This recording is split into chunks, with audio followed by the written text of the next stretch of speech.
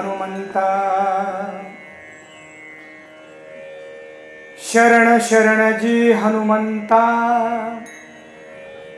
तुम्हालो रामदूता. काय भक्तीच्या त्या वाटा. गाताना थोडासा रिटर्न अँड बिको ठेवायचा, बोलताना प्लेन करायचं, एवढी सेटिंग, बाकी काय नाही. शूरानी धीर स्वामी काळजी तू सादर. काय भक्तीच्या त्या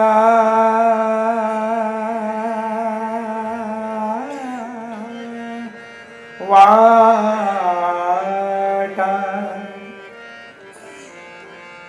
मजदा वाव्या सोबता, तुका म्हणे, तुका म्हणे रुद्रा अंजनीची या कुमारा. काय भक्तीच्या त्या वाटा. मजदा वाव्या सुबटा.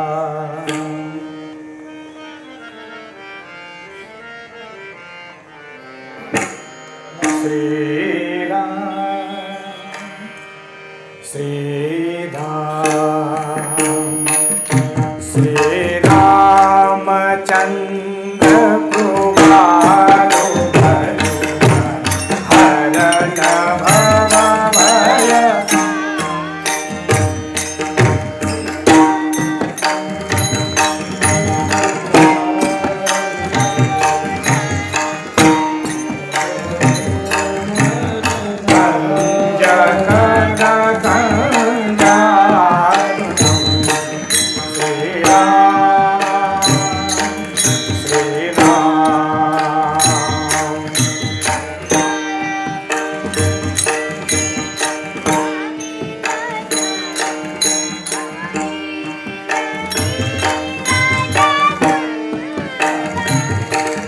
पटपीतमान उदळीत सुमेरुजे नौमी जनक सुधावनम्.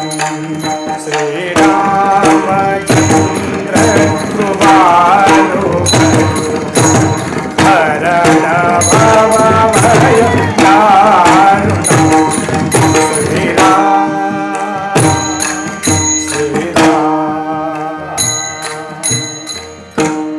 मनोजवं मारुततुल्यवेगं जितेन्द्रियं बुद्धिमतां वरिष्ठं वातात्मजं वानरयूथमुख्यं श्रीरामदूतं शरणं प्रपद्ये. महायोगपीठे तटे भीमरथ्यां वरं पुण्डरीकाय दातुं मुनीन्द्र समागत्य तिष्ठन्तमानन्दकन्दं परब्रह्मलिङ्गं भजे पाण्डुरङ्गम्. नमो सद्गुरु तुकया ज्ञानदीपा, नमो सद्गुरु सच्चिदानंद रूपा, नमो सद्गुरु भक्त कल्याण मूर्ती, नमो सद्गुरु भास्करा पूर्ण कीर्ती. शरण शरण एकनाथा चरणी माथा ठेविला, नका पाहू गुणदोष झालो दास पायाचा. प्लेन करा. मस्तक हे पायावरी या वारकरी संतांच्या. आवाज तो घुमतोय तो कमी करा. शरण शरण जी हनुमंता, शरण शरण जी हनुमंता, तुम्हा आलो रामदूता.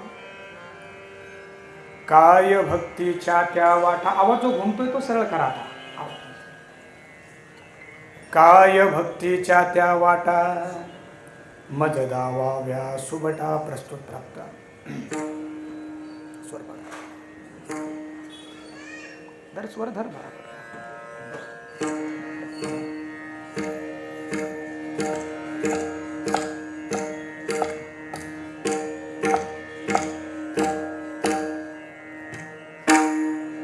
करा थोडस थोडस.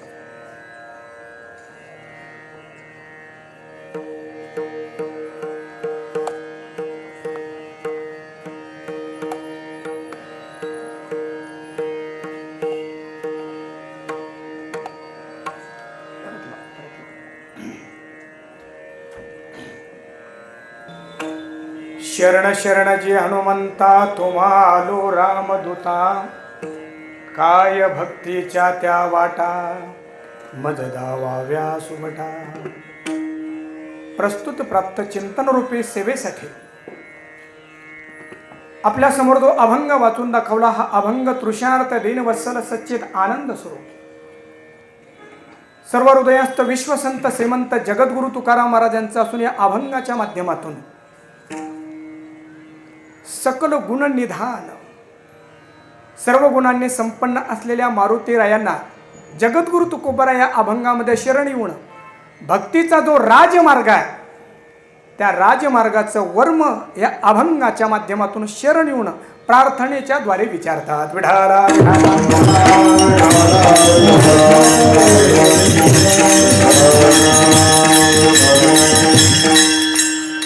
संत सम्राट भगवान ज्ञानेश्वर महाराज वैराग्य राग रसिक तुकोबराया शांती ब्रह्मा एकनाथ महाराज वारकरी संप्रदायाचा आराध्य दैवत रुक्मिणी प्राणसंजीवन भक्त वांछा कल्पतरू करुणा सिंधू कृपा सिंधू पांडुरंग परमात्मा ज्यांचा उत्सव सुरू आहे असे महावीर हनुमंतराया. राम विग्रहवान धर्म धर्मानेच आकार धारण केला, त्याचं नाव श्रीराम आहे. अशा या सर्वांच्या असीम अलौकिक अपार दयेमुळे करुणेमुळे या पवित्र चैत्र मासामध्ये येऊन अखंड हरिनाम सप्ताहाच्या माध्यमातून आपण भगवंताचं चिंतन करण्यासाठी, संतांचे गुणानुवाद गाण्यासाठी आणि महापुरुषांनी जो मार्ग आपल्याला दाखवला त्या मार्गाचं अनुसरण करण्यासाठी प्रवृत्त आहोत. हा आपल्या जीवनातील परमभाग्याचा काळ आणि या काळामध्ये जाणारा प्रत्येक क्षण हा आनंदाचा आहे. श्री खंडोबा देवस्थान ट्रस्ट हनुमान भजनी मंडळ समस्त ग्रामस्थ अकुर्डी गावठाण आयोजित जवळपास 16 वर्षापासून सुरू असलेला आणि 17व्या वर्षामध्ये पदार्पण करणारा, बरोबर बोलतोय ना, हा अखंड हरिनाम सप्ताह भगवंताच्या आशीर्वादाने संतांच्या अनुकंपेने अतिशय उत्सवपूर्ण आणि उत्साहपूर्ण वातावरणामध्ये संपन्न होत आहे. आज आपण या संध्याकाळच्या अतिशय मनोहर वातावरणामध्ये आहे. वातावरण इतकं मनोहर आहे की थोडंसं जर आकाशाकडे आपली नजर गेली तर पूर्ण कलेनं चंद्र उदित झालेला आहे. आता मोबाईलमधून थोडंसं लक्ष काढायला आपल्याला वेळ पाहिजे, एवढंच आहे फक्त. पूर्ण कलेनं उद्या हनुमंतराय येणार आहे तर त्यांच्या स्वागतासाठी ही सृष्टी सुद्धा सज्ज झाली आहे. अजून किती छान वाटतंय. वारकरी संप्रदायाने काय क्रांती केली आहे ती मला या जागेवर दिसते. पाठीमागे जर पाहिलं तर पांडुरंग परमात्मा आहे, बाजूला हनुमंतराय आहे, इथं आपण समोर बसलेले आहात आणि बाजूने रोड वाहतोय आणि त्याच्या बाजूला दुकान आहेत. म्हणजे काय, पूर्वीच्या काळामध्ये जर परमार्थ करायचा असेल तर घरादाराचा त्याग करून हिमालयामध्ये जाऊन एकांतामध्ये भजन करावं लागायचं आणि परमार्थ करावा लागायचा. वारकरी संप्रदायाच्या संतांनी जो एकांतामधला परमार्थ लोकांतात आणला, खूप चांगला आहे का. केवळ त्याग करणारा जो असतो, केवळ त्याग ज्याच्या जीवनामध्ये त्याला संन्यासी म्हणतात आणि केवळ भोग ज्याच्या जीवनामध्ये आहे त्याला संसारी म्हणतात आणि भोग आणि त्याग यांचा समन्वय करणारा जो असतो त्याला वारकरी म्हणतात. अगदी टाळी जी तुम्ही वाजवतात त्याच्यात दम कमी आहे थोडासा. हा एकदा जोरात बोलूया. कारण टाळी वाजवण्यासाठी जसे हात मोकळे असावे लागतात तसं मनही मोकळं असावं लागतं. हल्लीच्या काळामध्ये अवघड झालंय ते, म्हणून टाळ्या वाजवण्याचे अनेक फायदे आहेत. ते फायदे सांगायला वेळ कमी आहे माझ्याकडे. त्यामुळे देवासाठी वाजवा, देहासाठी वाजवा, आरोग्यासाठी वाजवा, हनुमंतरायासाठी वाजवा. म्हणून बाजूला गाड्याही वाहतात, आजूबाजूला दुकानं पण आहेत आणि कीर्तन पण चालू आहे. ही साधू संतांनी केलेली किमया आहे की लोकांतामध्ये परमार्थ आणला आणि त्याचा आनंद आपण भर रस्त्यावर घेऊ शकतो. जर महाराष्ट्रामध्ये संत झाले नसते तर हा आनंद आपल्याला घेता आला नसता. म्हणून श्री खंडोबा देवस्थान ट्रस्ट आणि हनुमान मंदिराच्या संयुक्त विद्यमानेने होत असलेला हा सप्ताह अतिशय उत्साहपूर्ण वातावरणामध्ये संपन्न होतोय. आज माझ्याकडे ही जी सेवा आली आहे, आदरणीय या कीर्तन महोत्सवाची संस्थापना ज्यांनी केली आहे, कैलासवासी तुकाराम रावजी काळभोर नाना, सगळे प्रेमाने त्यांना नाना म्हणायचे. त्यामध्ये दोन ना आहे. एक ना म्हणजे नाही, दुसरा ना म्हणजे नाही, आणि दोन नाही आले की एक हो होत असतो. म्हणून मला वाटतं की नानांच्या जीवनामध्ये केवळ सकारात्मकता आणि गावगाडा चालत असताना, सामाजिक शैक्षणिक असे सगळेच कामं करत असताना या सप्ताहाची मुहूर्तमेढ सुद्धा त्यांच्या हाताने रोवल्या गेली प्रमुखतेनं. एक वाक्य सांगू का आपल्याला?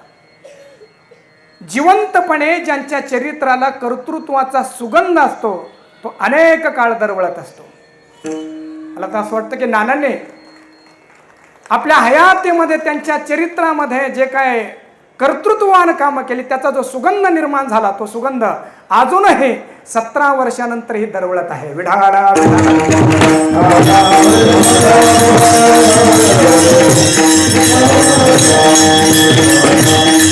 अशा नानांच्या स्मरणार्थ होत असलेली ही कीर्तन सेवा त्यांच्या कुटुंबातील सुसंस्कारी सुशिक्षित अशा परिवारातील माझे नगरसेवक गंगाराम काळभोर, श्रीयुत नामदेव पंढरीनाथ काळभोर, श्रीयुत राजेंद्र तुकाराम काळभोर यांच्या वतीनं आजची कीर्तन सेवा आहे. खरं तर बऱ्याच गोष्टींचं नियोजन आपण आयुष्यभर करत असतो, पण काही नियोजन अदृश्यामध्ये होत असतात. अजून एक बोलू का? बऱ्याच वेळा अभिमान आपल्याला असा असतो की आम्ही करतोय, आमच्याकडून नियोजन होतं, पण नियोजन आमच्या अगोदर अदृश्यामध्ये घडलेलं असतं. त्या अदृश्यामध्ये घडलेलं नियोजन, त्या नियोजनाशी आपलं नियोजन जुळलं की आपल्याला वाटतं आपण कामं केलेलं. पण कधी कधी दृश्यामध्ये आपण केलेले नियोजन समोर येत नाही आणि त्यावेळी वाटतं हे घडलं कसं, तर ते नियतीनं घडून आणलेलं असतं. जुन्या काळातलं गीत आहे, सुंदर गीत आहे, म्हणजे तुमचा टाइमपास करण्यासाठी मला ते गायचं नाही, तर प्रत्येक याच्यामध्ये अर्थ आहे. गीताचे शब्द गोड आहे, त्याची चाल गोड आहे. ज्यांनी गायलंय ते उत्तम कवी होते आणि गायक सुद्धा होते. जुन्या काळामध्ये ज्यांनी रेडिओ ऐकला असेल त्यांना आठवण होईल की आता हे ते त्या काळातला आहे. कवी प्रदीप यांनी लिहिलेलं आणि गायलेलं एक गीत आहे. कशासाठी? मला जे बोलायचं त्याच्यासाठी हे गायचं आहे. कारण मी किती जरी बोलत बसलो तर 2 तासामध्ये जे बोलता येणार नाही ते काव्यामध्ये एखाद्या मिनिटामध्ये होईल, कारण ती शब्दाच्या पलीकडची भाषा आहे. ऐका, गात असताना थोडासा विकू द्यायचा, बोलताना हे करायचं, झालं बघा काय. आणि नाही जमलं तर एवढं ठेवलं तरी चालेल. कोई लाख करे चतुराई, कोई लाख करे चतुराई. माझे शब्द लोकांपर्यंत जायला पाहिजे. गोंधळामधून शांतता निर्माण करणं त्याचं नाव अध्यात्म आहे. नाहीतर आवाज वाढो, डीजे, तुझ्या आईची शपथ आहे, इथं जर झालं मग काय फायदा, फरक राहणार नाही त्याच्यामध्ये. एकदम हळूवारपणाने, सहजतेनं. कोई लाख करे चतुराई, कर्म का लेख मिटे नारे भाई. जरा समझो इसकी सच्चाई रे, कर्म का लेख मिटे नारे भाई. अर्थ सांगायला वेळ नाही, शब्दांकडे तुम्ही तर लक्ष द्या. पुढच्या 2 ओळी अतिशय गोड आहेत. इस दुनिया में भाग्य के आगे चले न किसी का उपाय, कागज हो तो सब कोई बाचे,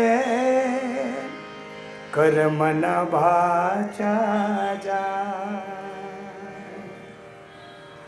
एक दिन इसी किस्मत के कारण बन को गए ते रघुराई रे, कर्म का लेख मिटे नारे भाई, कर्म का लेख मिटे नारे भाई. एवढी ओळ मला फक्त घ्यायची आहे. कागज हो तो हर कोई बाचे, भाग्य न बाचा जाय. हे कशासाठी? कार्यक्रम पत्रिके जरी आपण वाचले तर त्या कार्यक्रम पत्रिकेमध्ये माझं नाव नाही आज कीर्तनासाठी. तुम्ही म्हणाला आम्ही नियोजन केलं होतं, ते नियोजन बिघडलं. मग आता मी जो उभा आहे ना, हे दृश्य नियोजनामध्ये नाही तर अदृश्य नियोजनामध्ये, नियतीनं जे केलं त्या नियोजनामध्ये मी इथं उभा आहे. म्हणून तुमची भेट मला जी झाली आहे, हे भेट ना मी ठरवलेली ना तुम्ही ठरवलेली, ही भेट ठरवली हनुमंतरायाने, ही भेट ठरवली नियतीने. आणि म्हणून या दरबारामध्ये आपल्या सगळ्यांची सेवा करण्याची एक सुसंधी, सुअवसर प्राप्त झालेला आपल्या सगळ्यांच्या चरणी वंदन करायचं आहे मला. आणि खरं तर सकाळी आमचे परममित्र श्री सचिनजी काळभोरे यांनी मला फोन केला की महाराज आजचे जे नियोजित कीर्तन आहे काही कारणामुळे होऊ शकणार नाही, कीर्तनकार येऊ शकणार नाही, आपण याल का?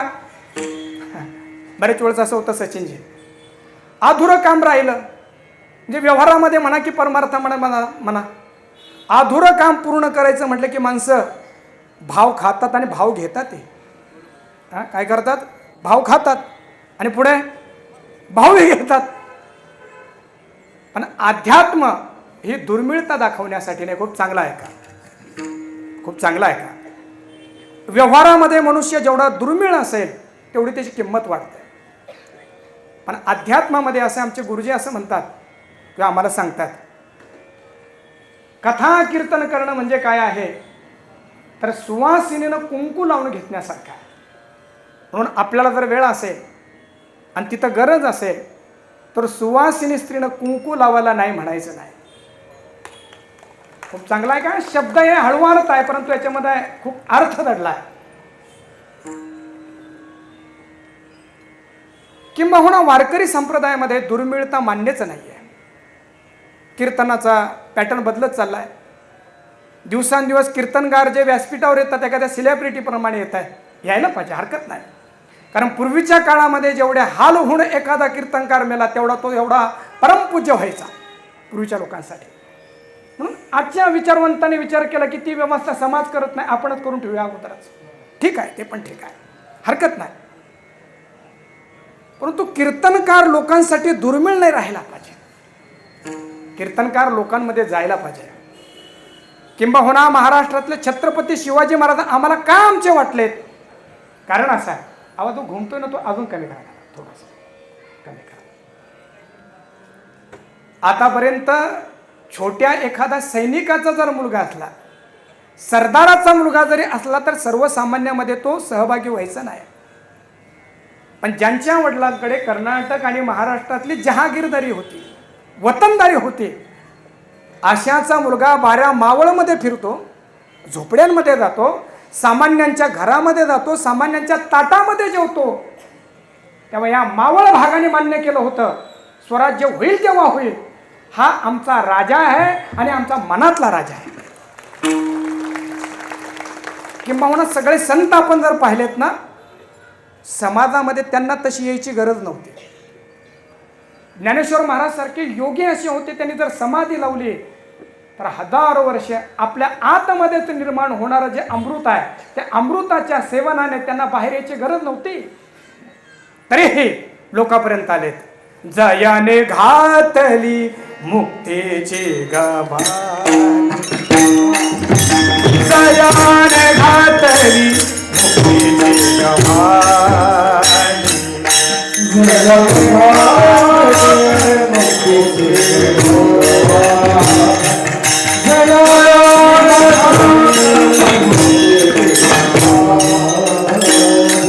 मिळविली माझी वैष्णवाची.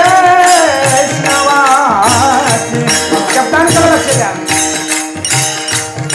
अरे माझी माऊली म्हणजे कोण आहे? आळंदीमध्ये जरी मधुकरी मागत होती तर ती माऊली कोण? नाथ महाराज लिहिताय, चैतन्याचा पुतळा, चैतन्याचा पुतळा प्रगटला भूतळा, चैतन्याचा जिवाळा, ज्ञानोबा माझा, ज्ञानोबा माझा, ज्ञानोबा माझा.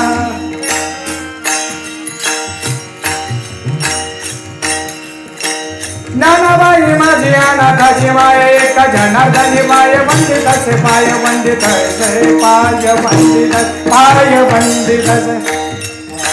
उद्या बेताल होऊ द्या मला.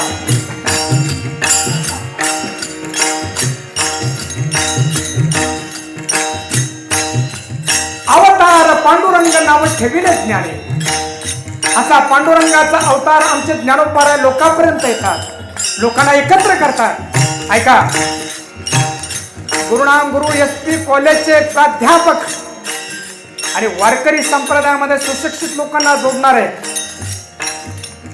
महाराष्ट्र भूमीमध्ये झालेले थोर फिलॉसॉफर प्राचार्य मामासाहेब दांडेकर यांचं वाक्य होतं, 1200 शतकामध्ये ज्ञानेश्वर महाराजांनी अध्यात्मातली लोकशाही निर्माण केली. अध्यात्मातली लोकशाही. इथं चोखोबा महाराज म्हणतात मी जातीचा महार, आणि त्याला हृदयाला लावतात माझे ज्ञानोबा. हे लोकशाही आहे अध्यात्मात. चौथा महाराजांना आपल्याला हृदयाशी लावतात सगळ्या संतांना. मेळविली माझी, मेळविली माझी वैष्णवाची,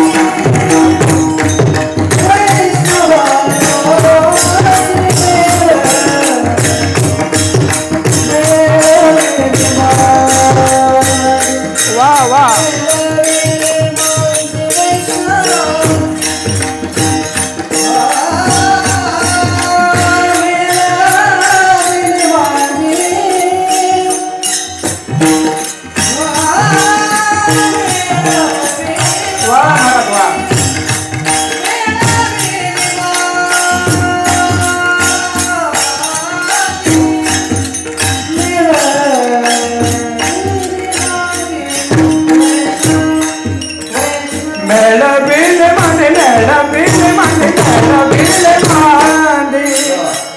वैष्णवाची कधी नव्हे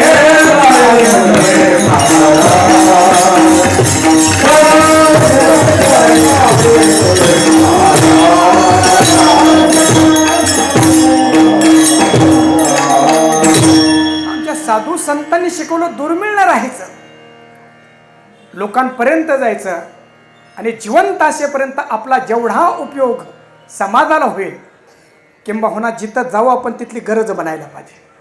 म्हणून आमचे आदरणीय सचिनजींनी फोन केला आणि आपल्या सगळ्यांच्या दर्शनाचा योग प्राप्त झाला. अजून एक भाव माझ्या मनात सहज येऊन गेला. अनेक पदव्या लागतात. आदरणीय परमपूज्य महंत कीर्तन केसरी कुठून आलं काय माहिती. इथं कोणत्या कुस्त्या खेळायच्या माहिती नाहीत. आले ते कुस्तीमध्ये ठीक आहे केसरी, कीर्तनात कसा केसरी. लोक ऐकून घेतात म्हणून बोलायचं. विनोद सम्राट वगैरे वगैरे वगैरे या सगळ्या पदव्या जरी असल्या तरी जगातली सगळ्यात मोठी पदवी आहे आपलं म्हणणं. म्हणून सचिनजी मला असं म्हटले की माझ्या पुढे बरेच ऑप्शन होते, पण मी म्हटलं आपले महाराज आहेत. मी मनातल्या मनात म्हटलं की मला कुठल्या पदव्या नाही आहे, पण आपलं म्हटलं तुम्ही मला, माझ्या जीवनात मला सगळ्या पदव्या मिळाल्या. कारण या जगामध्ये सगळं काही होता येतं, इतरांच्या हृदयाचा ठाव घेता येत नाही. म्हणून प्रयत्न करायला पाहिजे की बाकी पदवी मिळो न पिळो, आपल्याला लोकांचं हृदय स्पर्शी होता यायला पाहिजे. अगदी या ऋणानुबंधातून या ठिकाणी ही उपांत दिवसाची सेवा करण्यासाठी मी उपस्थित झालेलो आहे. आदरणीय आमचे बिराजदार महाराज, पौशे महाराज, इकडे कापसे महाराज आणि मनोहर महाराज, अच्छा, आणि हे कापसे महाराज, आणि हे सगळेच टाळकरी मंडळी. चालता चालता बोलू का?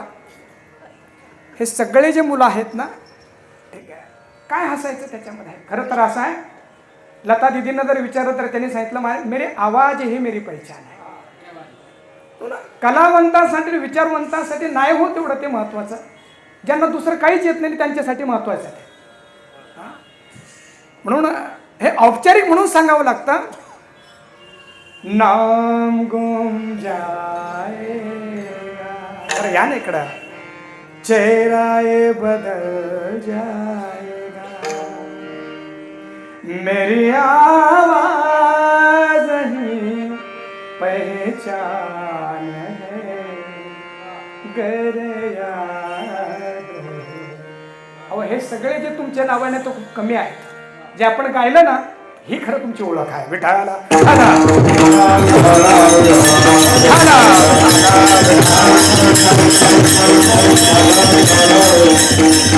अरे ही सगळी छोटी छोटी मुलं म्हणजे कोण आहे? ही सगळी संस्कृतीचे शिलेदार आहेत. कोण आहेत? संस्कृतीचे शिलेदार आहे. हे अवघड आहे बरं या काळामध्ये. छोट्या छोट्या चड्ड्या घालून फिरणं सोपं आहे. अगदी बाहेर फिरतात लोक. हे सकाळी निघाले की ती छोटी चड्डी, पुढं ते कुत्र आलाय, ते आलाय पुढे. अगदी कुत्र त्याला फिरवतो का तो कुत्र्याला फिरवतो कळत नाही. हे सगळं सोपं आहे. पण या छोट्याशा वयामध्ये टोपी घालणं, वारकरी पोशाख धारण करणं, मोठा गंध लावणं, गळ्यामध्ये माळ घालणं, हिंमत लागते बरं याच्यासाठी. हिंमत लागते. आम्हाला लोक सांगतात, महाराज माळ आणा आळंदीहून येताना, पण छोटीशी आणा, कारण घालायची लोकांना दिसायला नको ती. आणि सोन्याची ती म्हणजे ती दिसायला पाहिजे सगळ्यांना. पण हे जे मुलं आहेत या वयामध्ये हे सगळं करताय ना, किंबहुना भारतीय संस्कृतीचा जागर करणारे हे सगळे जोगी आहेत. एकदा टाळ्या वाजवूया त्यांच्यासाठी. या सगळ्या शिलेदारांसह चला तर हनुमंतरायांचा जन्म उत्सव उद्या करायचा आहे.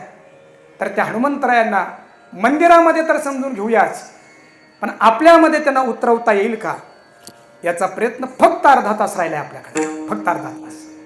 या अर्धा तासामध्ये हनुमंतरायांची जयंती बाहेर तर करायचीच आहे, पण हनुमंतरायांची जयंती आपल्या आतमध्ये करता येईल का? उत्सव फक्त बाहेर नको राहिला, उत्सव आतमध्ये व्हायला पाहिजे. सौंदर्य बाहेर नाहीच आहे, सौंदर्य आतमध्ये आहे. ऐका, मनुष्याच्या वृत्त्या मधुर झाल्या, अंतकरण मधुर झालं की सगळं जग सुंदर दिसायला लागतं. म्हणजे अंतकरण सुंदर आहे असे माणसं नरकामध्ये गेले तरी त्याचा स्वर्ग करून टाकतात. आणि ज्यांच्या अंतकरणामध्ये सौंदर्य नाही आहे असे माणसं स्वर्गात जरी गेले तर त्याला नरक करून टाकतात. मग अध्यात्म आहे काय? पंक्ती वगैरे हे नंतरच्या गोष्टी आहेत. आमच्या सगळ्या वृत्ती मधुर व्हायला पाहिजे. वृक्षवल्ली आम्हा सोयरे वनचरे, काय ही मधुरता आहे. आम्हाला आमचे माणसं सुद्धा सोयरे वाटत नाही. अंतकरणाच्या वृत्त्या मधुर झाल्या की झाडं सुद्धा आम्हाला सोयरे वाटायला लागतात. आणि पक्ष्यांचा स्वर सुद्धा ऐकायला यायला लागतो. जीवनाचा उत्सव होतो. पक्षी ही सुस्वरे आळवीती. हे प्रयोग लांब नाही, हे प्रयोग आपल्यापासून जवळच झाले होते. आकाश मंडप पृथ्वी आसन. आम्हाला घर जरी बदललं तरी झोप येत नाही, जागा बदलली आहे. महाराज म्हणतात माझं आसन पृथ्वी झाली आहे आणि मंडप आकाश झाला आहे. अरे काय ही मधुरता. रमे तेथे मन क्रीडा गरू कंथा कमंडलू देह उपचारा जाणवितो वारा अवसरू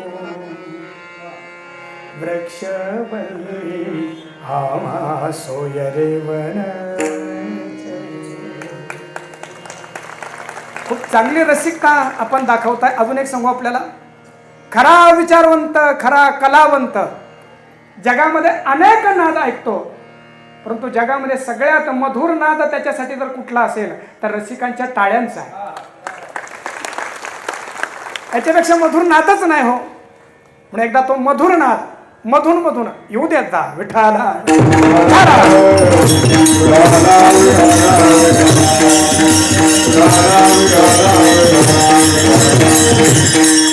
कीर्तन करताना अनेकच प्रकारच्या उर्मी समोर येत आहे. मध्येच आला शीतळ शांतीचा वारा, मध्येच शीतळ शांतीचा वारा येत आहे. अशा सुंदर वातावरणामध्ये आहे. श्री हनुमानजींना जगद्गुरु तुकोबारांच्या अभंगातून समजून घेऊया. अभंगाचा सरळ सरळ अर्थ, शरण शरण जी हनुमंता. बोलावं कसं आहे तुकाराम महाराजांकडून शिकावं. जी हनुमंतजी तुम्हाला मी शरण आहे. आपण कोण आहात? आपण रामदूत आहात. आणि कशासाठी मी शरण आलोय आपल्याला? काय भक्तीच्या त्या वाटा मजदाव्या सुभटा. भक्तीच्या वाटा दाखवा. आपण सुभट आहात. नंतर अर्थ सांगणं होणार नाही, आता सांगतो. सुभट म्हणजे महायोद्धा जो आहे त्याला सुभट म्हणतात. आपण कसे आहात?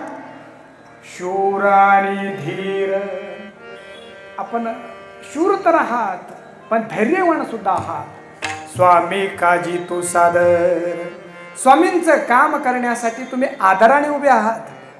म्हणून तुमच्या आईची आठवण आम्हाला होती आहे की एवढं महान रत्न या भारतीय संस्कृतीला दिलंय, त्या मातेला सुद्धा आम्हाला वंदन करावं असं वाटतं. तुका म्हणे रुद्रा. जे 11 रुद्र आहेत, आपण शिवाचे अवतार आहात. आणि कुणाचा मुलगा आहात आपण? अंजनीची या कुमरा. काय भक्तीच्या त्या वाटा मजदाव्या सुवटा. अभंगाचा सरळ सरळ अर्थ आहे. चला आता तपशिलामध्ये शिरूया. भारतीय संस्कृतीमध्ये हनुमंतरायांचं स्थान सर्वश्रेष्ठ आहे. एक एक मुद्दा स्पष्ट करत जाऊया. आपण सगळे चांगलं ऐकताय म्हणून एक एक मुद्दा ध्यानात घ्या. मी विचारणार वर कीर्तन झाल्यानंतर. हनुमंतराया श्री हनुमान हे आराध्य पण आहे आणि आदर्श पण आहेत. म्हणून राम दरबारामध्ये आपण जर पाहिलं तर राम दरबार माहिती आहे ना आपल्याला? राम दरबार माहिती आहे? मी सांगतो ऐका. हे सगळं जर बारकाईने आपण जर ऐकलं ना म्हणजे लक्षात येईल आपल्याला. रामजी की निकली सवारी. माझ्या पूर्वींच्या गाण्यामध्ये राम होता. आताच्या गाण्यामध्ये आहे की नाही माहिती नाही, पण पूर्वी होता. ऐका, राम दरबार आहे तिथं. रामजी की निकली सवारी, रामजी की लीला है न्यारी. हा काय अभंग नाही, पण आधुनिक भाषेमध्ये तुम्हाला कळतंय म्हणून सांगतोय. एक तरफ लक्ष्मण, एक तरफ सीता, बीच में जगत के पालनहारी, राम जी की निकली सवारी, राम जी की लीला है. राम दरबार त्याला म्हणतात की एकीकडे लक्ष्मण जे आहेत, एकीकडून सीता आहेत आणि समोर हनुमानजी बसलेले आहेत. बोलत असताना एकदम कमी करायचा. आता बघा, उजव्या हाताला लक्ष्मणजी आहे, डाव्या हाताला सीतामाई आहे, मधोमध रामचंद्रजी बसलेले आहेत आणि हनुमानजी पण बसलेले आहेत. खूप चांगला आहे का? राम लक्ष्मण सीता हे आपल्याकडे बघताय आणि हनुमंत कुणाकडे बघताय? जरा पाहिलं का राम दरबार आपण? हनुमान कुणाकडे बघताय? हनुमान रामांकडे बघताय. याचा काय अर्थ आहे? हनुमान जे असं म्हणतात की मी माझ्या जीवनामध्ये सेवा करत असताना मी समाजाकडे पाहत नाही, मी माझ्या मालकाकडे बघतो. याचा अर्थ काय? याचा अर्थ सुरुवातीला माणसं ज्याच्याकडे काम करतात त्याच्याकडे बघतात आणि एकदा संपन्न झाले की माणसाकडे बघतात आणि ज्याच्याकडे काम केलं त्याला मागे ठेवतात. कळालं की नाही काय माहिती आपल्याला? व्यवहारामध्ये काम करण्याची रीती हीच आहे. आवाज जो घुमतोय तो स्पष्ट करा, कमी करा ना, कमी करा, थोडं कमी केलं त्याचा, कमी करा. खूप चांगली सेटिंग आहे, फक्त आदळायला नको, त्याने प्रॉब्लेम होतोय. अर्थात सेवा करणारे माणसं सुरुवातीच्या काळामध्ये ज्याच्याकडे काम करतात ना त्याला अगदी कुठंतरी वर नेऊन बसवतात आणि आपले कामं पूर्ण झालेत की त्याच्याकडे पाहत नाही, मग ते समाजाकडे बघतात आणि ज्याने आपल्याला मोठं केलं त्याला पाठीमागे ठेवतात. हनुमानजी जेव्हा रामजीकडे बघतात ना तेव्हा हनुमानजी असं म्हणतात, सेवक नको दिसायला, सेवा दिसायला पाहिजे. अजून एक भाव खूप चांगलं बघा, पण हनुमंतरायांचा आपल्याला उत्सव करायचा आहे तर हे सगळं हनुमंतरायांचं जे चरित्र आहे, जीवनशैली आहे, ते आपल्या डोळ्यापुढे यायला पाहिजे. आता या राम दरबारामध्ये सगळेच आहे, राम लक्ष्मण सीता आणि हनुमान असे सगळे आहेत. या राम दरबारामध्ये तर हनुमानजी आहेच, परंतु याच्या व्यतिरिक्त स्वतंत्र हनुमानजीचे स्वतंत्र मंदिर आहेत. या राम दरबारामध्ये साधारणतः रामजीचं स्वतंत्र मंदिर आपल्याला भेटणार नाही. कुठं असेल तर असेल, पण सीताजी सोबत असतात. लक्ष्मणजीचं स्वतंत्र मंदिर आपल्याला भेटणार नाही, परंतु हनुमानजी शिवाय हे पूर्ण होत नाही. पण हे सगळं असताना हे हनुमानजीचं स्वतंत्र मंदिर आपल्याला गावोगावी भेटेल. किंबहुना राम लक्ष्मण सीता जरी नसली तर स्वतंत्र हनुमानजीचं मंदिर आपल्याला गावोगावी भेटेल. काय कारण? कारण हेच आहे की हनुमानजी जे आहेत ते आदर्श पण आहे आणि आराध्य पण आहे. काय बोर करायचं नाही, मी एका वाक्यामध्ये सांगतोय. आदर्श कुणाला म्हणायचं? ज्याच्यामध्ये अनेक सद्गुण आहेत त्याला म्हणायचं आदर्श. म्हणून आपल्याकडे जे राष्ट्रपुरुष झाले, कुणामध्ये शांती होती, कुणामध्ये दया होती, कुणाकडे चांगलं राजकारण करण्याची वृत्ती होती, कुणाकडे देशभक्ती होती, अशा सद्गुणांनी माणसं आदर्श बनतात. आणि जीवनामध्ये शक्तीचं जागरण झालं की मनुष्य आराध्य बनतो. म्हणजे काय? ज्याच्यामध्ये कर्तुम अकर्तुम अन्यथा कर्तुम अमर्याद शक्ती प्राप्त झाली की तो आराध्य होतो, अर्थात पूजनीय होतो. पण अजून थोडं पुढे घेऊन जायचं मला विचारांना. आपल्या बरेच माणसं आदर्श असतात पण आराध्य नसतात. काही जण आराध्य असतात पण आदर्श नसतात. म्हणजे काय? बरेच राष्ट्रपुरुष आम्हाला आदर्श आहे, पण देवघरामध्ये आम्ही त्यांची पूजा करत नाही, ते आदर्श आहे, अन्यथा घेऊ नका, पण आराध्य नाही. काही आराध्य आहे म्हणजे त्यांची आराधना केल्या जात आहे, पण त्यांचा आदर्श नाही घेतला जात. अजून सोपं बोलतो. भगवान श्रीकृष्ण आहे, श्रीकृष्णाची पूजा करतो की नाही आपण? सगळे पूजा करतो, बरोबर आहे. श्रीकृष्ण भगवंत आराध्य आहे, पण मी आपल्याला विचारतो, श्रीकृष्ण सर्वसामान्यांचा आदर्श होऊ शकेल का? आता बोलणं कळतंय का आपल्याला? भगवान श्रीकृष्ण सर्वसामान्याचा आदर्श नाही होऊ शकणार. कारण काही माणसं जर म्हटले, महाराज आवाज कमी करा, श्रीकृष्ण भगवंताने 16,108 पत्न्या केल्या, आम्ही एखादी जास्त केली तर नाही जमणार. 16,108 सोडून दे, जी एक केलं ना तिला व्यवस्थित सांभाळ. श्रीकृष्णाला आदर्श ठेवून आम्ही जीवन नाही जगू शकत. सर्वसामान्याच्या बाबतीमध्ये असं होतं की लग्न केल्यानंतर आमचे गुरुजी सांगायचे, पहिल्या वर्षी त्याला असं वाटत असतं की फुलोसा, असं वाटतंय त्याला. आकाशामध्ये एक चंद्र आणि खाली एक चंद्र. पहिल्या वर्षी तिच्याकडे पाहत असताना तो म्हणतो की वरचा चंद्र खाली आला, ती म्हणते थांब थोडं, घाई करू नकोस. मग दुसऱ्या वर्षापासून थोडी सूर्यमुखी होत आहे. तुम्हाला ना अक्कलच नाही. ते म्हणजे आता कळायला लागलं मला लग्न झाल्यानंतर. पहिला वाटत होतं मला की सगळ्यात जास्त अक्कल मलाच आहे, आणि मग नंतरच्या काळामध्ये ती ज्वालामुखी होते, इतकी ज्वालामुखी की घरामध्ये जात असताना तो थरथर कापतो. आज काय नवीन सकंट असेल. सर्वसामान्य मनुष्य श्रीकृष्ण भगवंताला आदर्श नाही म्हणू शकत, पूजा करू शकतो, भगवान दत्तात्रयांची पूजा करू शकतो, पण एकमेव हनुमंतराय असे आहेत की ते आदर्श सुद्धा आहे आणि आराध्य सुद्धा आहे. त्याचा आदर्शही जीवनामध्ये घ्या आणि त्याची उपासनाही करा. कोणी कोणी आदर्श घ्यावा? लहान मुलांनी त्यांचा आदर्श घ्यावा. चरित्र भाग आपल्याला सगळ्यांना माहिती. हनुमंतरायांचा जन्म झाला आणि जन्म झाल्याबरोबर त्यांनी उड्डाण कुठं केलं बरं? कुठं केलं उड्डाण? त्यांनी आकाशामध्ये उड्डाण केलं आणि सूर्याला गिळण्यासाठी निघाले. ह्या कथा सांकेतिक आहे. जन्माला आल्यापासून ओढ जी होती ती प्रकाशाची ओढ होती, अंधाराची नाही. म्हणून लहान मुलांना हनुमंतराय शिकवतात की लहानपणापासून तुमची ओढ सूर्याकडे असायला पाहिजे, अर्थात प्रकाशाकडे असायला पाहिजे. नाहीतर मुंबई से आया मेरा दोस्त, दोस्त को सलाम करो, पुढे आहे का, रात को खाओ पियो और दिन को आराम. नाही नाही, हनुमंताचा आदर्श नाही आहे हा. आदर्श इंग्लंडचा असेल कुठला तरी. हनुमंतराय म्हणतात सकाळी उठावं लागेल, आणि नुसतं सकाळी उठावं लागणार नाही तर तो लाल बुंदाचा सूर्य आहे, जो प्रकाश आहे, त्या प्रकाशाची ओढ तुझ्या जीवनामध्ये पाहिजे. म्हणून लहान मुलांसाठी आदर्श बाल हनुमान, तरुणांसाठी आदर्श हनुमानजी. 21-22 वर्षाची पोरं झाली की काय करतात?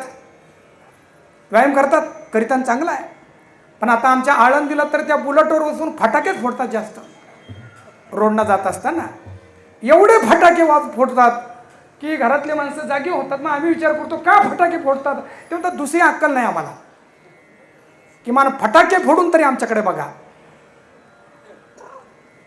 हनुमंतराय शिकवतात आपल्याला, शूर आम्ही सरदार आम्हाला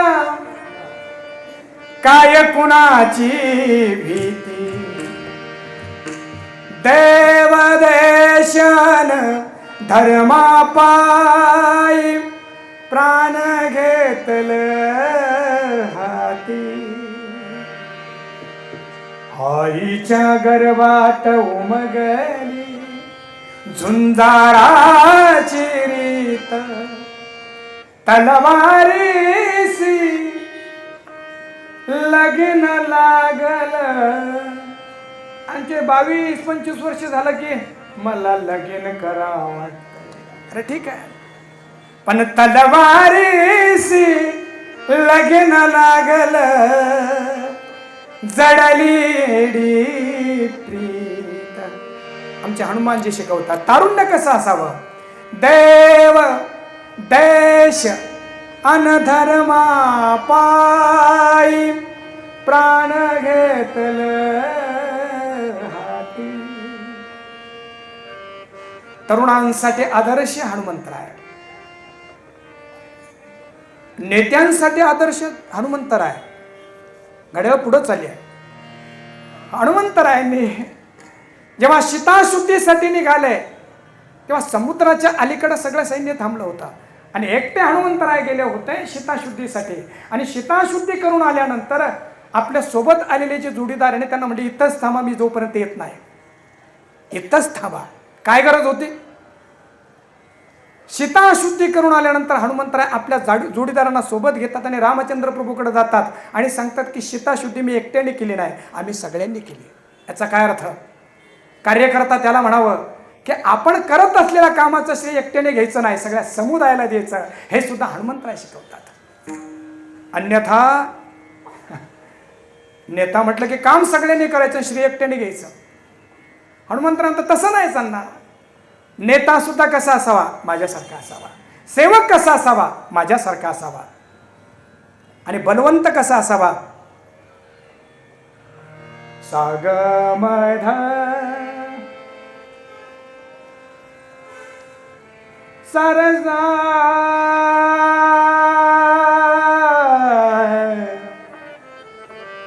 आग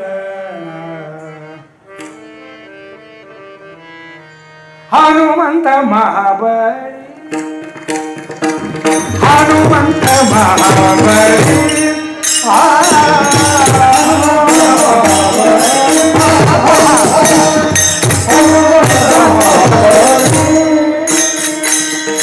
हनुमंत महाबळी हनुमंत महाबळी बळी हनुमंत महाबळी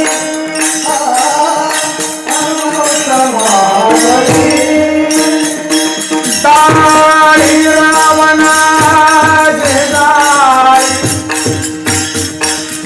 आपल्यामध्ये बल आला असेल तर रस्त्याने जात असलेल्या उभ्या एखाद्या गरीब माणसाला धक्के नाही द्यायचे. अरे ज्याच्यामध्ये बळ नाहीये त्याच्यासाठी टोळी मागून घेतली मारायला. अरे काय तुझा मर्दपणा. सामान्य माणसं त्याच्यासाठी टोळ्या करतोस तू. हनुमंतरायादर्श नाहीये. लढायचं ना तुला. ज्याने जगाला छळलंय जगांना त्रास देतोय जाळ त्याची दाढी जाळ. बळाचा उपयोग याच्यासाठी करा. सज्जनांच्या रक्षणासाठी दुष्टांच्या निर्दारणासाठी हनुमंतराय बलवानांना आव्हान देत आहे. तुमच्या बलाचा उपयोग शांतीसाठी करा. तुमच्या बलाचा उपयोग समाजामध्ये सात्विकता नांदवण्यासाठी करा. तुमच्या बलाचा उपयोग कोयता ज्ञान म्हणून नका करू. नका करू. यासाठी सुद्धा हनुमंतराय डोळ्या पुढे लागेल. दाढी निजा निजा निजा निजा धनी धनी धनी धनी माझा माझा माझा माझा घामा घामा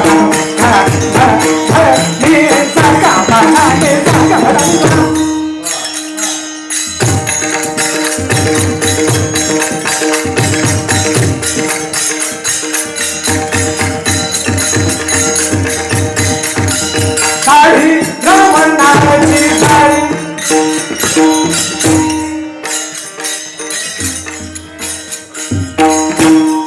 हनुमंत महाबळी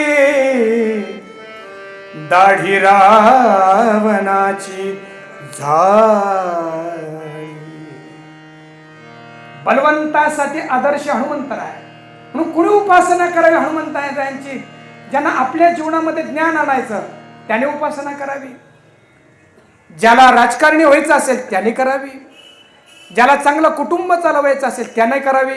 एक गुप्त गोष्ट सांगतो. ज्याला बायको करायची असेल त्यांनी सुद्धा करावी. म्हणून महाराज काही पण सांगता का. हनुमंतराय तर ब्रह्मचारी आणि पत्नीसाठी त्यांची उपासना करावी. हो करावी. माझं गाव छत्रपती संभाजीनगर जवळ आहे आणि दौलताबादचे आम्ही खंडागळे आहोत. जाधव भोसले खंडागळे ज्यांनी इतिहास पाहिला असेल भांडणच तिथून लागले होते. खंडागळ्यांचा हत्ती पिसळला आणि मग भोसलेंमध्ये आणि जाधवांमध्ये भांडणं लागले. माझ्या गावाच्या जवळ एक भद्रा मारुती म्हणून संस्थान आहे. काही मंडळी गेली असतील. झोपलेला मारुती आहे. महाराष्ट्रामध्ये काही जे झोपलेले मारुती मला वाटतं एकमेव असो की असेल इतर ठिकाणी माहिती नाही परंतु प्रसिद्ध आहे. या मारुतीच्या दर्शनासाठी का जातात लोक तर माझं लग्न व्हावं म्हणून. म्हणून पूर्वीच्या काळामध्ये मुलांचं लग्न होत नसेल हे तुम्ही ऐकून ठेवा इथल्या मुलांनी सुद्धा. कारण आता मुलींची समस्या राहिली नाही. समस्या मुलांची झाली आहे. तर त्या मारुती रायांच्या जर त्या खेड्याच्या भाषेमध्ये खेड्या म्हणतात त्याला वाऱ्या म्हणतात. जर 10-5 वाऱ्या केलं तर मुलांचे लग्न व्हायचे त्या काळामध्ये. म्हणजे आताही होत असतील असो. लग्नासाठी सुद्धा करावे. तसं तुकाराम महाराज म्हणतात की मला तसं ज्ञानही नको. ज्ञानाला कंटाळलो नको. ब्रह्मज्ञान आत्मस्थिती भाव ज्ञान गिळून मी जगतोय. बलाची पण आवश्यकता नाही. संपत्तीची आवश्यकता नाही. पत्नीची आवश्यकता नाही. हनुमंतराया मला आवश्यकता आहे भक्ती प्रेमाची आणि त्या भक्ती प्रेमासाठी मी आपल्याला शरण आलोय. अभंगाचा पहिला चरण.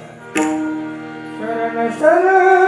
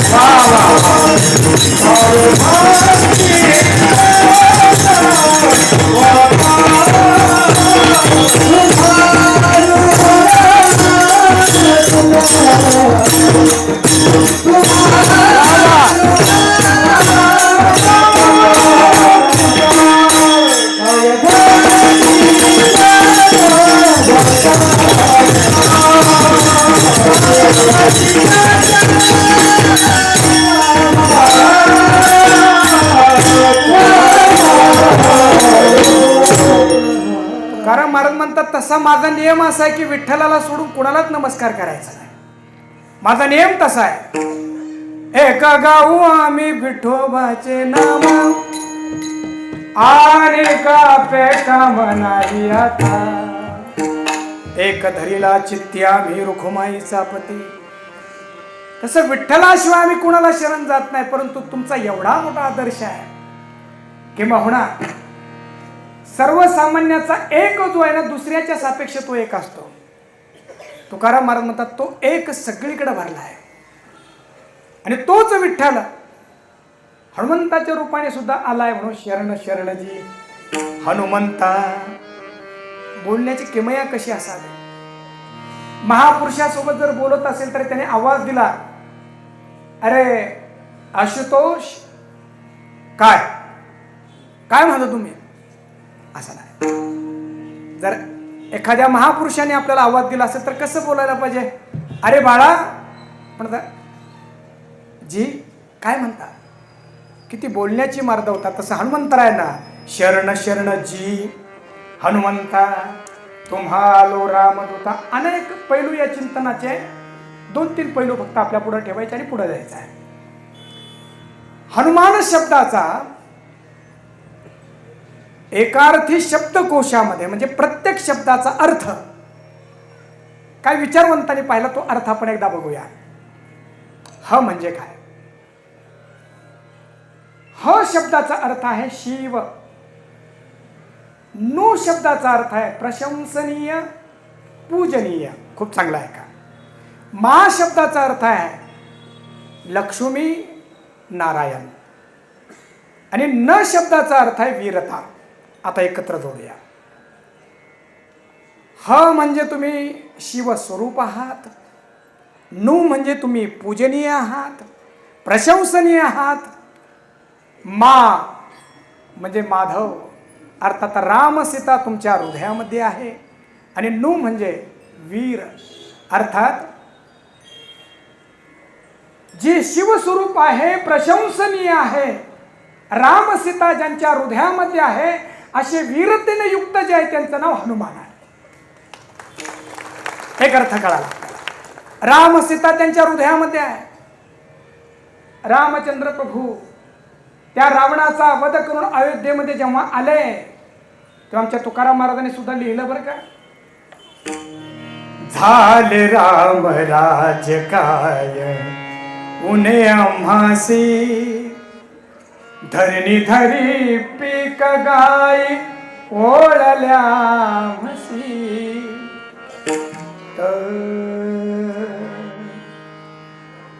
सजा दो घर को गुलशन सा. लोकांना हे कळत नाही म्हणून आधुनिक भाषेमध्ये हेही सांगावं लागतं. अवध में राम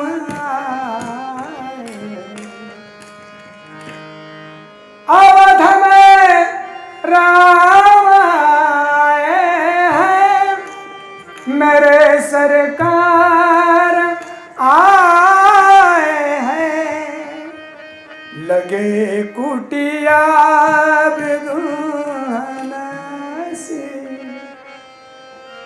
अवध में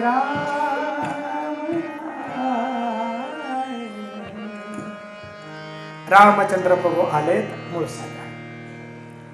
रामराज्य झालं आणि ज्यांनी ज्यांनी हे रामराज्य निर्माण करण्यासाठी मदत केली होती. आता खरं तर रामराज्याची संकल्पना काय आहे पाहायला पाहिजे या काळामध्ये, बरं का, गोड आहे.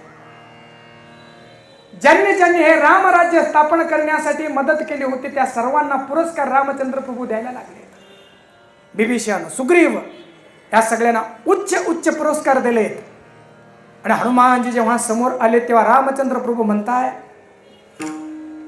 विभीषणजी, भरतजी, हनुमंतरायांना देण्यासाठी माझ्याकडे काही नाही. पूर्ण रघुवंश हनुमंतरायाच्या ऋणातून कधीच उरून होऊ शकत नाही. सीतामाई म्हटली त्याच्यात विशेष काय, माझ्याकडे मोठा पुरस्कार नाही देण्यासाठी. या संपूर्ण पृथ्वीचं मोल ज्या हाराला असेल, माळेला असेल, अशी मोत्याची माळ हनुमंताच्या अंगावर फेकली. आणि सीतामय्याला वाटलं होतं हनुमंतराय प्रसन्न होईल. माळ घेतली आणि त्यातला एक एक मणी फोडायला लागलेत. सीतामय्या म्हटली काय मॅनर्स आहे का नाही याला, माकड तर माकडच राहिलाय. अरे एका एका मण्याची किंमत एका एका पृथ्वीच्या मोलाची आहे आणि फोडतोय काय. तेव्हा विभीषण पुढे सरसावला आणि हनुमंताला विचारला, हनुमान अरे करतोय काय तू, मनी काय फोडतोय तू. विभीषण जी, मैं प्रत्येक मनी में मेरे राम जी को ढूंढ रहा हूं, मेरे नाम जी कहा है. विभीषण जी म्हटले, तू याच्यामध्ये राम शोधतोय, तुझ्यात आहे का राम. म्हणजे माझ्यात नुसते राम नाही, सगळा राम दरबार आहे, सगळा राम दरबार आहे. श्रीराम जानकी बैठे हैं मेरे सीने में. श्री राम जानकी बैठे हैं मेरे सीने में. देख लो मेरे दिल के नगीने में, देख लो मेरे दिल के नगीने में. श्री राम जानकी बैठे हैं मेरे सीने में. श्री राम ज्याच्या हृदयामध्ये सर्व राम दरबार बसलाय तो हनुमान. अगदी सोपी व्याख्या करायची, फक्त 5 मिनिटं. रोजच्या उपयोगामध्ये अशी व्याख्या करूया, सरळ सरळ. ह शब्दाचा अर्थ करूया हकारात्मकता, अर्थात सकारात्मकता. नु शब्दाचा अर्थ आहे जो कुणाचंही नुकसान करत नाही. ह नो मा जो मानरहित आहे. आणि न ज्याच्या जीवनामध्ये अफाट नम्रता आहे त्याचं नाव हनुमान.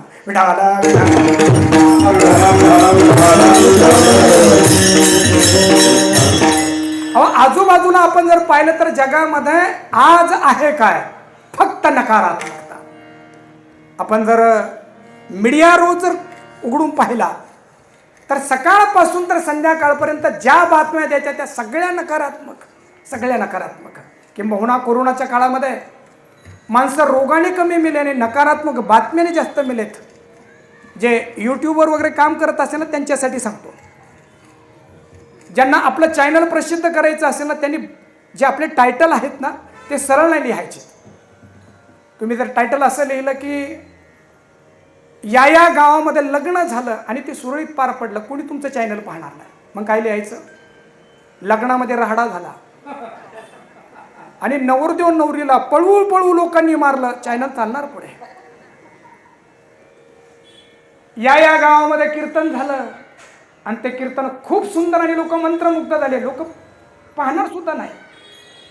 कीर्तनामध्ये कीर्तन करणारे राडा केला, हे जरी नाही काल तरी दुसरा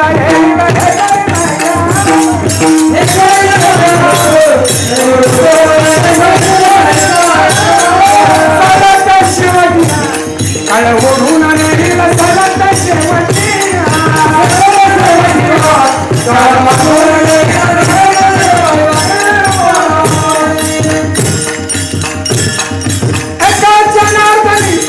आमच्या काय भलाई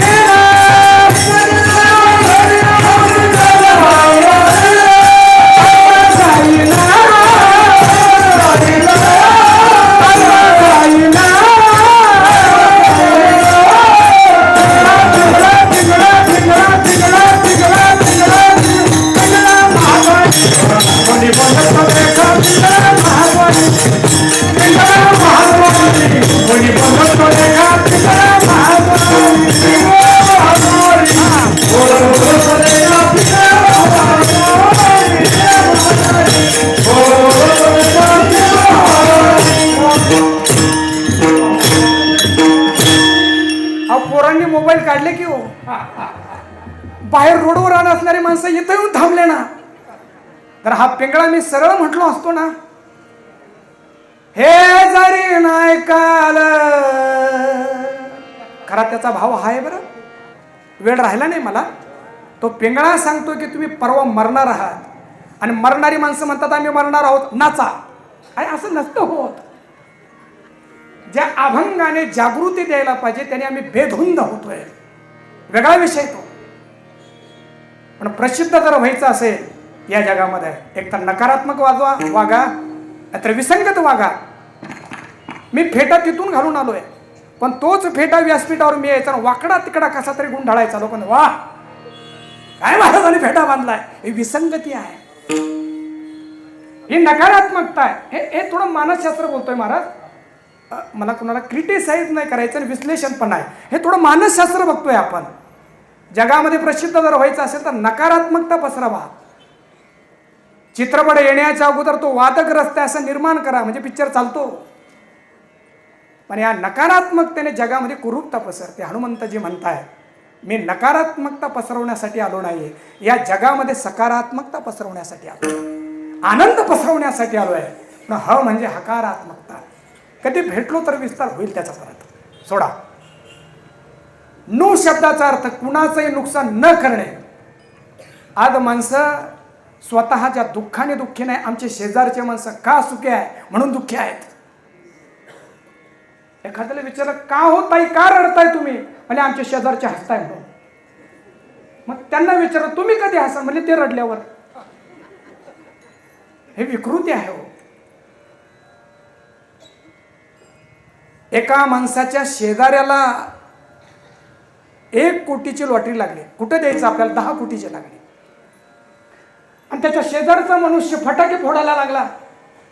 त्याच्या आजूबाजूचे म्हटले का रे का फटाके फोडतो, म्हणजे आमच्या शेजारच्या माणसाला 10 कोटीची लॉटरी लागली. म्हणजे तुला एवढा आनंद झाला, म्हणजे आनंद नाही, गुपचीत सांगतोय.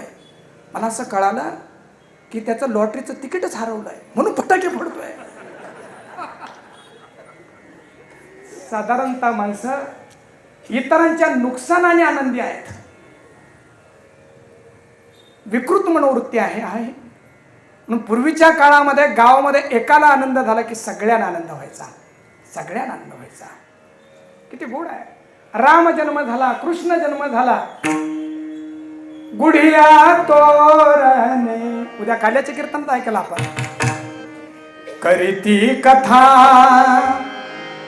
गाते गाणे बाळकृष्ण नंदा घरी. हनुमानजीने आपल्या अवतारामध्ये कोणाचे नुकसान केलेलं आहे. नो मा एवढं सगळं कार्य करून सुद्धा अभिमानाची कधी गोष्ट आली तर हनुमंतराय म्हणतात नाही नाही माझ्याकडून नाही, रामांकडून झाला. आणि नम्रता जर बघाल तर रामचंद्र प्रभूने जर सांगितलं की हनुमंता तुझ्यामुळे हे रामराज्य झालं, तर रामरायांच्या पायी लोटांगण घालायला लागतात. म्हणून ज्याच्या जीवनामध्ये हकारात्मकता आहे म्हणजे सकारात्मकता आहे, ज्याच्या चरित्रामध्ये नुकसान करण्याची वृत्ती नाही, ज्याच्या चरित्रामध्ये मानरहितता आहे आणि पराकुटीची नम्रता आहे. म्हणून शरण शरण जी हनुमंता तुम्हाला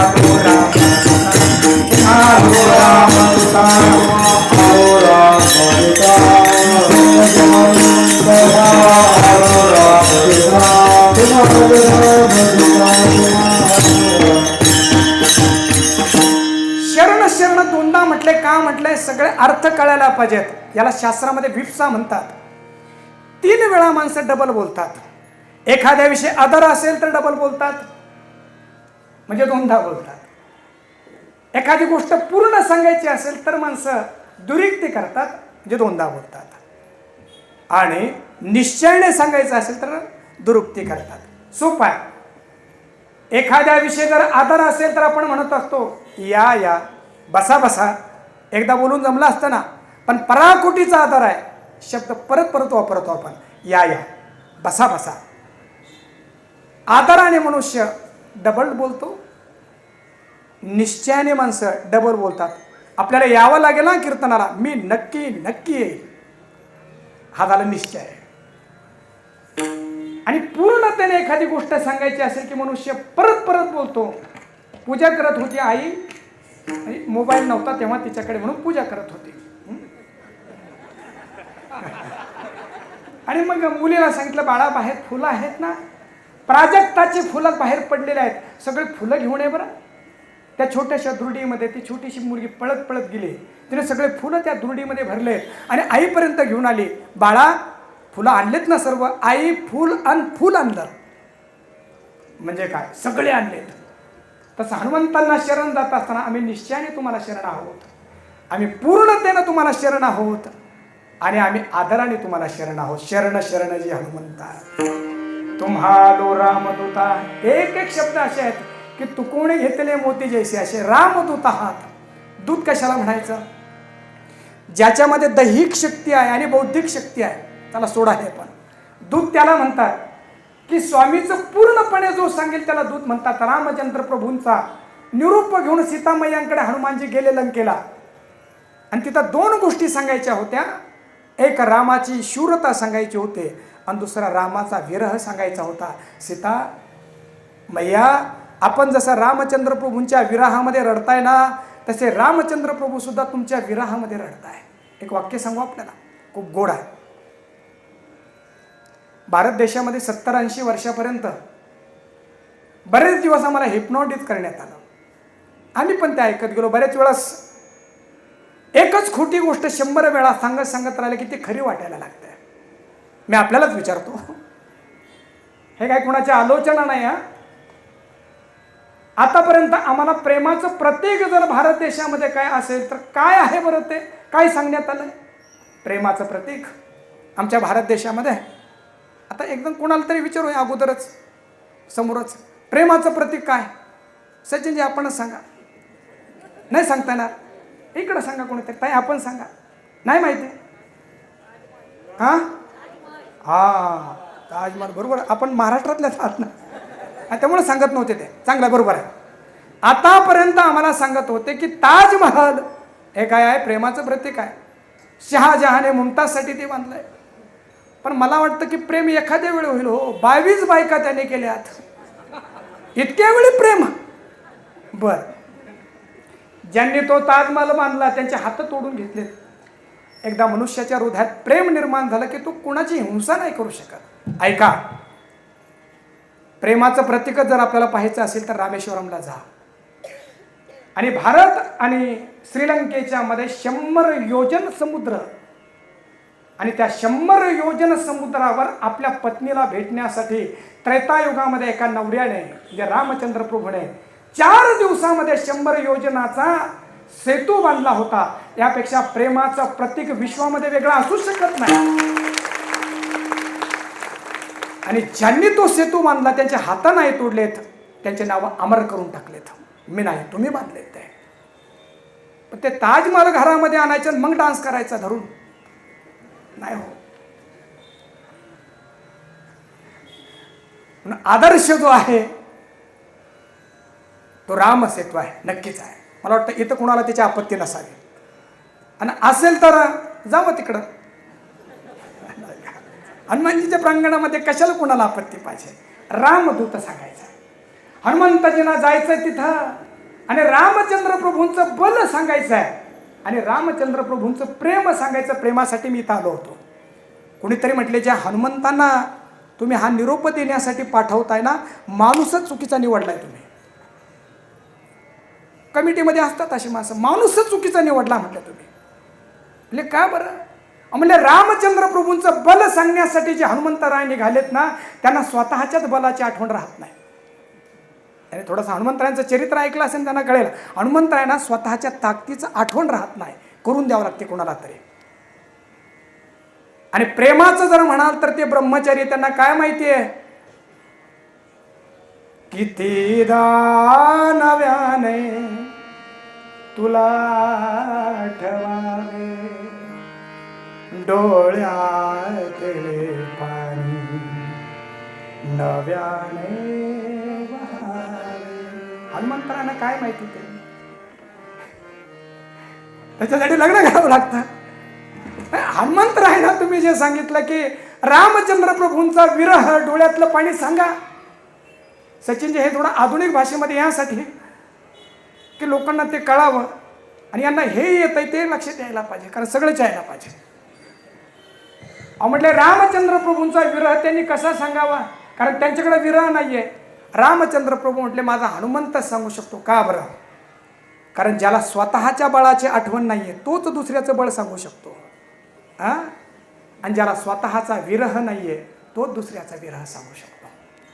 सर्वसाधारण माणसं इतरांचं बल सांगत असताना ते तर आहेत, पण आपणही कुस्त्या खेळत होतो, आपलंही सांगतात. आणि दुसऱ्याचं दुःख सांगत असताना मलाही दुःख झालं होतं. हनुमानजी रामदूत का आहे? त्यांचं स्वतःचं दुःख नाहीये, स्वतःचा विरह नाहीये, म्हणून रामचंद्र प्रभूंचा विरह सांगू शकतात. आणि स्वतःच्या बलाचं विस्मरण आहे म्हणून रामांचं बल सांगू शकतात. तुम्हा आलो रामदूता. बस थांबायचं आता. काय भक्तीच्या त्या वाटा, म्हणजे एवढं सगळं आहे ते. काय त्या भक्तीच्या वाटा आहेत त्या सांगा ना आम्हाला. राम रसायन आहे, 6 प्रकारचा राम रसायन आहे. कधी भेटलो तर सांगेल. राम रसायन तुम्हारे पासा सदा रहो रघुपति के दासा.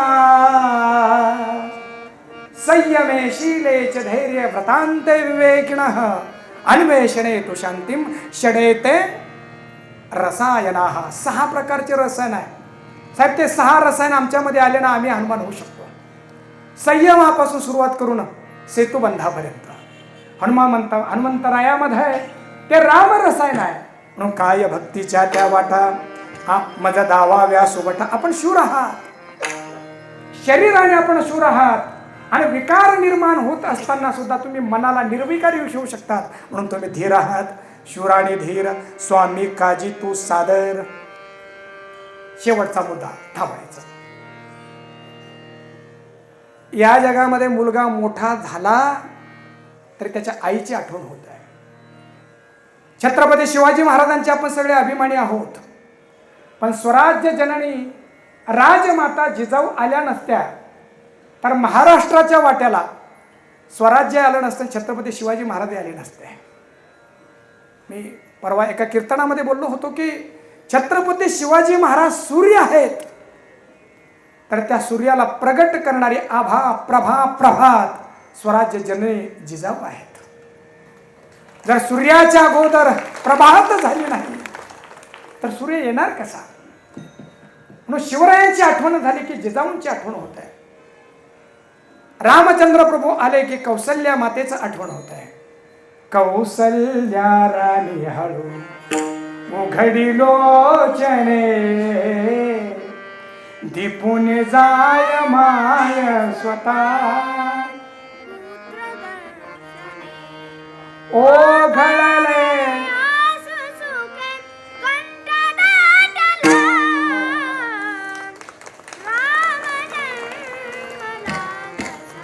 राम जन्मला राम जन्मला राम जन्म पहिल्या चरणामध्ये गदी माडगुळकरांना सुद्धा आठवण करावी लागले कौसल्य मातेची. आणि नाही कौसल्येसी भान गर्भी आले नारायण, नामदेव महाराज लिहित आहे. तसं अजून दुसरा एक मुद्दा, जर मुलगा चांगला निघाला तर आईची आठवण होते, आणि मुलगा जर चुकीचा निघाला तर शिवी सुद्धा बापाच्या नावाने नाही, तुझ्या चाचाची. म्हणून मुलगा वाईट निघाला तरी शिव्या आईच्या नावाने, आणि मुलगा सज्जन निघाला तरी आठवण पहिली आईची. म्हणून या भारतीय संस्कृतीमध्ये असलेल्या सगळ्या स्त्रियांकडे जबाबदारी आहे की माझ्या मुलाने माझ्या नावाने शिवी नाही, माझ्या नावाने त्याला गौरवच प्राप्त व्हायला पाहिजे. हनुमंतराय म्हणतात जगातल्या सगळ्या स्त्रिया, सगळ्या माता तशा बनायला पाहिजेत, आणि त्यासाठी हनुमान जयंती करायची आहे. तुका मने रुद्रा तुका मने रुद्रा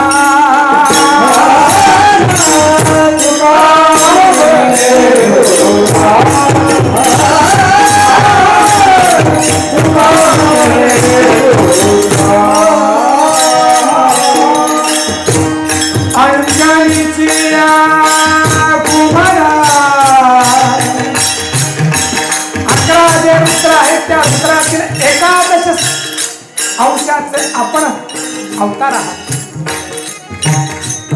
या भारतीय संस्कृतीला एवढा महान आदर्श आराध्य ज्या अंजलीने दिलंय, त्या अंजलीला नमस्कार करायला. काय हा सन्मान. अंजलीया तुम्हाला हनुमंतराया काय भक्तीच्या माझ्या सुभद्रा सुभद्रा मंगला वाव्या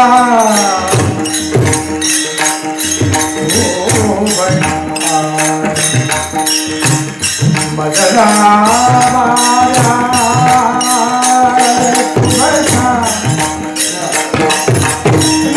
धनी मदग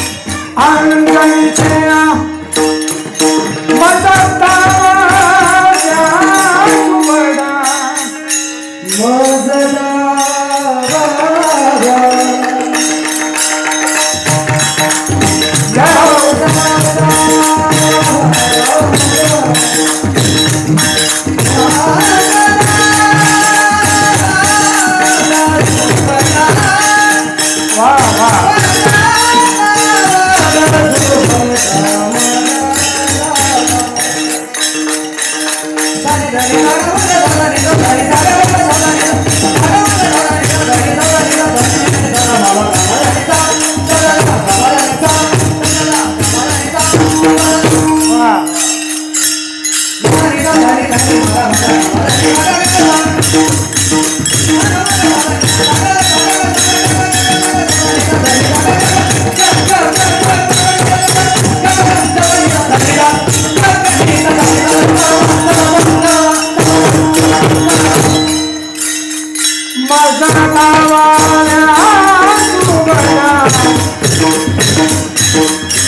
भक्तीच्या वाटा माझ्या नावाला सुगडा सुगडा माझा नावा काय भक्तीच्या